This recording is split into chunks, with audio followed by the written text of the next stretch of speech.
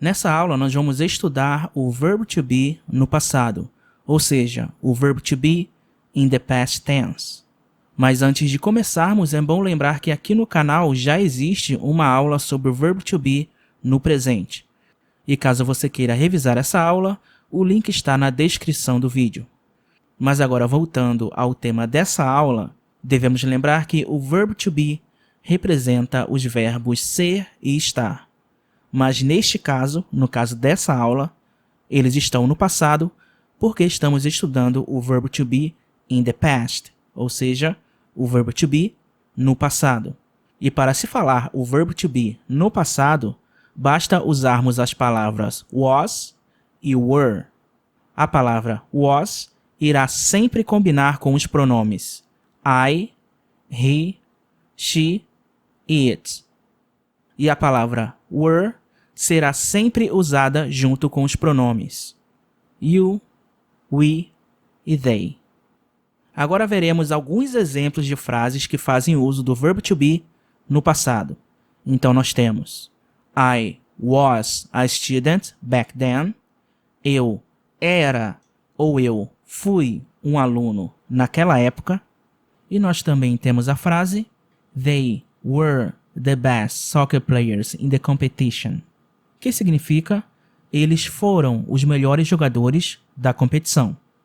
Portanto, como deu para perceber, para formar frases na afirmativa usando o verbo to be no passado, basta você juntar os verbos was ou were com os seus respectivos pronomes. No caso do was, iremos juntar com I, he, she e it. E no caso do were, iremos juntar com you, we e they.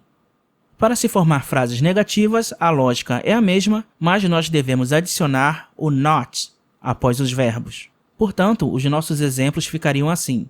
I was a student back then, vira I was not a student back then. Então, eu não era um aluno naquela época, porque nós temos aqui o not, que significa não.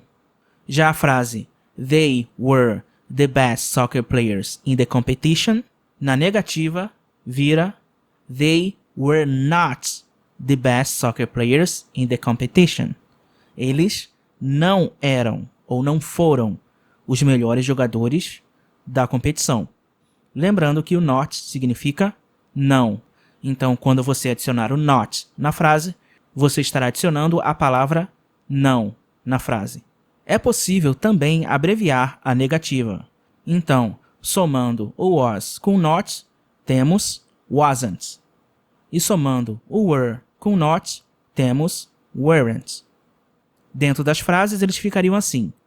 I wasn't a student back then.